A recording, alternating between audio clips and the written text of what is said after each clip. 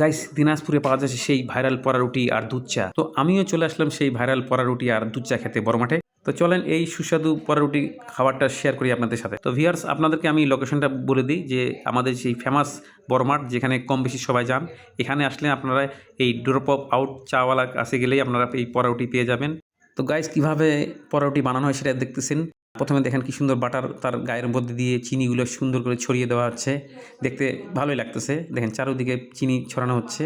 তারপর দেখেন রুটিটাকে কীভাবে আপনার গ্যাসের ওভেনে পুরানো হচ্ছে। গাইস, একটা জিনিস খেয়াল রাখবেন যে পাউরুটিটাকে অতিরিক্ত পোড়ানো যাবে না, তাতেই পাউরুটিটা পুরো ছাই হয়ে যাবে।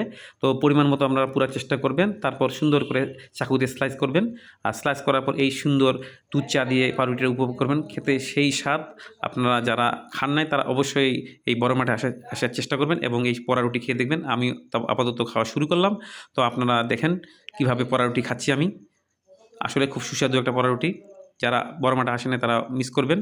অবশ্যই ফ্যামিলিকে নিয়ে একবার হলেও এই পোড়া রুটি খেয়ে যাবেন। আজ এ পর্যন্তই। সবাই ভালো থাকবেন। আল্লাহ হাফেজ।